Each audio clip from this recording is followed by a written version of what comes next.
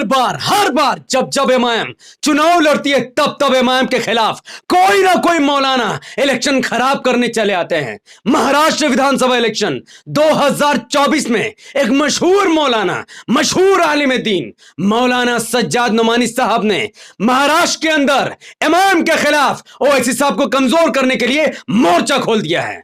और इस वीडियो को देखने वाले हर मुसलमान जो इस वीडियो को देख रहा है, मौलाना सज्जाद नुमानी साहब का वो चेहरा देखेगा, वो सच देखेगा, जिसके बाद वो मौलाना सज्जाद नुमानी साहब को उलमा कहने पर भी ताज्जुब करेगा।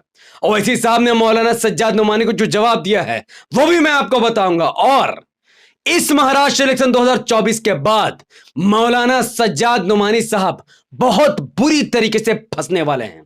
पूरी वीडियो को विस्तार से समझेंगे और जानेंगे। उससे पहले अस्सलामु अलैकुम वरहमतुल्लाहि वबरकात। अल्लाह के नाम से शुरू जो बड़ा मेहरबान और निहायत रहम करने वाला है। मैं हूं मोहम्मद नफीस अंसारी और आप देख रहे हैं द वर्टिकल।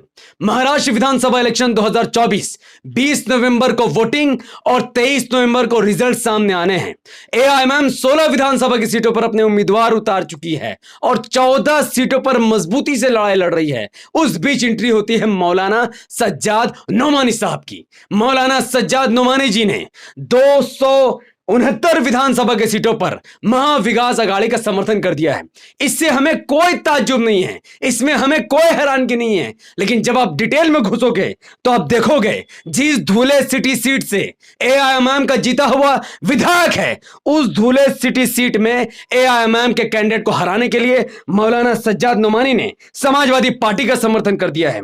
नैंडेड साउथ में एमआईएम के मुस्लिम प्रत्याशी के खिलाफ मौलाना सज्जाद नुमानी ने वंचित बहुजन अघाड़ी का समर्थन किया है। औरंगाबाद ईस्ट से इम्तियाज जलील साहब को हराने के लिए मौलाना सज्जाद नुमानी ने समाजवादी पार्टी का समर्थन कर दिया है। मैं पूछता हूं मौलाना सज्जाद नुमानी से, बताइए मुझे, गुस्ताखे रसूल के खिलाफ मोर्चा खोलने वाला कौन है? इम्तियाज जलील है या फिर समाजवादी पार्टी का नेता है?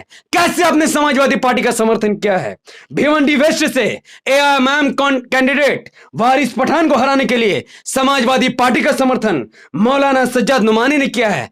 ताज्जुब की बात तो यह है कि मौलाना सज्जाद नुमानी साहब ने कुर्ला के विधानसभा सीट में एमआईएम के मुस्लिम प्रत्याशी को हराने के लिए इंडिया गठबंधन के हिंदू कैंडिडेट को अपना समर्थन दिया है। बताइए कोई मौलाना ऐसा कैसे कर सकता है? औरंगाबाद सेंट्रल एआईएमआईएम के मुस्लिम कैंडिडेट को हराने के लिए मौलाना सज्जाद नुमानी साहब ने शिवसेना के हिंदू कैंडिडेट का समर्थन का ऐलान किया है। मैं पूछता हूं मौलाना सज्जाद नुमानी साहब और उनके फॉलोअर्स से, उनके समर्थकों से, कि क्या कोई मुसलमान किसी मुस्लिम कैंडिडेट को हराने के लिए शिवसेना का साथ दे सकता है? कैसा उसका जमीर और कैसा उसका ईमान है? यह बात ईमान से जुड़ी नहीं तो और क्या है?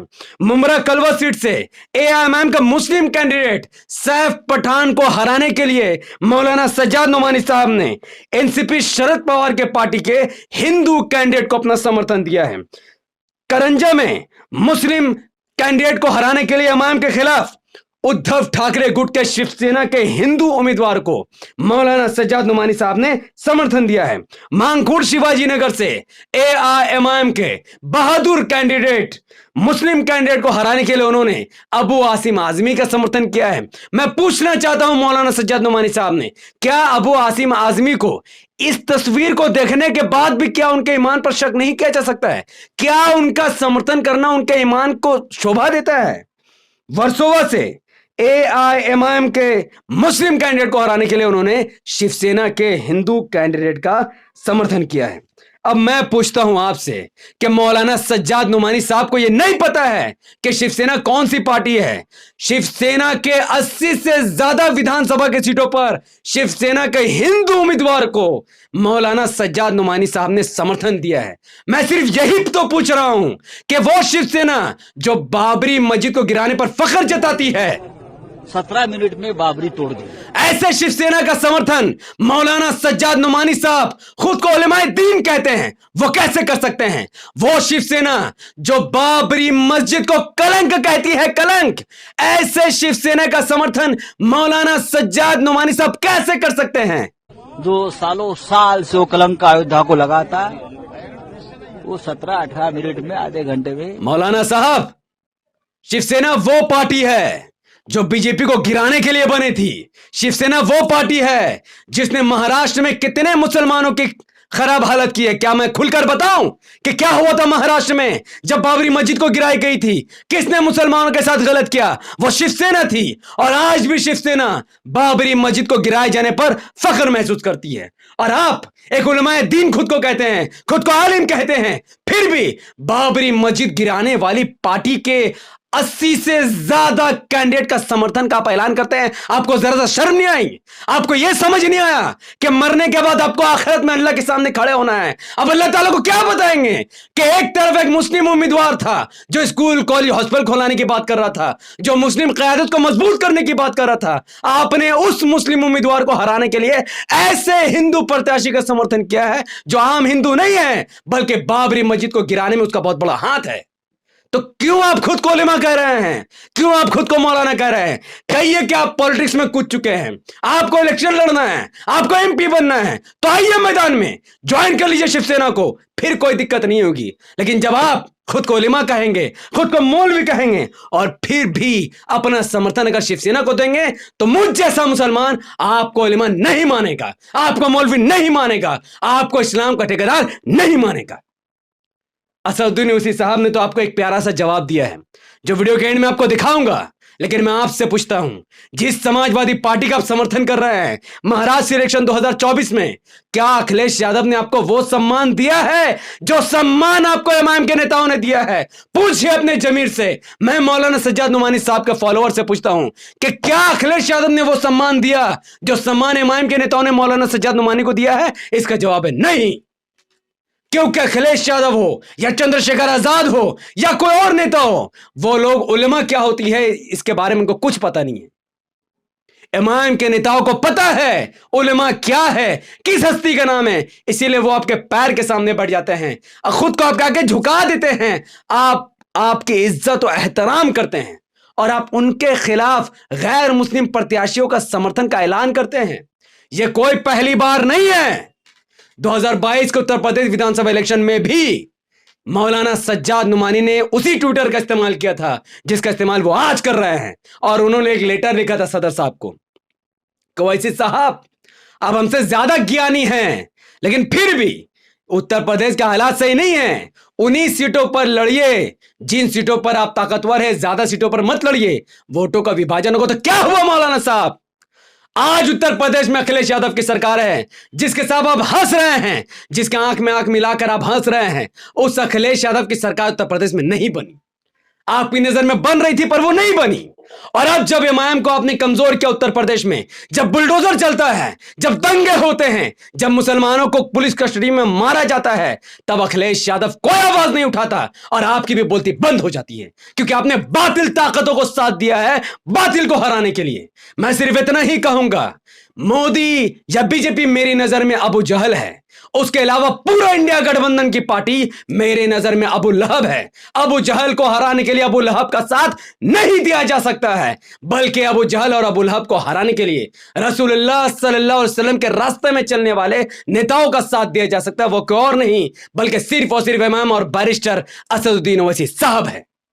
मैं इसलिए उनका विरोध नहीं कर रहा क्योंकि इन्होंने इमाम को अपना समर्थन क्यों नहीं दिया। मैं इसलिए विरोध कर रहा हूं क्योंकि इन्होंने शिवसेना का समर्थन कैसे कर दिया है, जिसने बाबरी मस्जिद तोड़ी, और बाबरी मस्जिद तोड़ने का फख्र आज तक शिवसेना महसूस करती है। अब सुनिए ओवैसी साहब ने क्या कहा था। हमको उनसे थी कब उम्मीद वफा, जो नहीं जानते वफा क्या है। मैं यकीनन उलमाए कराम की इज्जत करता था और करता रहूंगा। इख्तलाफ राय है और रहेगा, इसमें कोई दो राय नहीं है। मगर मेरे भाई, ये हमारे उलेमा हैं, ये अंबिया के वारिसीन हैं। हम इख्तलाफ इनसे कर सकते हैं, मगर इनकी तौहीन हम अपनी जबान या अपने लिखत से नहीं करना चाहिए, बिल्कुल नहीं करना चाहिए। इख्तलाफ करो, बोलो कि हमको आपके फैसले को हम नहीं मानते और पतंग के निशान पर बटन दबाएंगे इंशाअल्लाह ताला। इख्तलाफ हो सकता है मगर किसी की बेइज्जती नहीं कर सकते। ये आज भी हमारे उलेमा हैं, कल भी रहेंगे। ये अंबिया के वारिसीन हैं, इनकी इज्जत करना। इख्तलाफ राय जरूरी है, जमहूरियत है, इसमें कोई वो बात नहीं है। और आप जानते हैं कि मुफ्ती अब्दुल सत्तार साहब बैठे हुए, एनआईए का वाकया हुआ, और जब एनआईए आई थी तो हमारे मौलाना इम्तियाज जलील के साहब के घर पे चले गए। इम्तियाज जलील और नासिर सिद्दीकी और हमारे मुतालिका कॉरपोरेटर ने मुफ्ती अब्दुल सत्तार साहब का बड़ा साथ दिया। मेरे अजीज दोस्तों और बुजुर्गों, मैं इतना ही कहना चाह रहा हूं कि अपनी क़यादत को मजबूत करो। तो ऐसे नेता को हम अपना पॉलिटिकल इमाम मानते हैं। इतना कुछ होने के बावजूद भी वो मौलाना सज्जाद नुमानी साहब का नाम लेकर उनको बदनाम नहीं कर रहे हैं, उनके खिलाफ कुछ नहीं कर रहे, आज भी उनको उलेमा मान रहे हैं और उनकी इज्जत कर रहे हैं। लेकिन मौलाना सज्जाद नुमानी साहब, खुदा की मार आप पर पड़ेगी, आप देखिएगा, क्योंकि आपके बयान का मिसयूज करके देवेंद्र फडणवीस इसको वोट जिहाद का नाम दे रहा है और अपनी सभाओं से हिंदुओं को मूर्ख बनाने की कोशिश कर रहा है।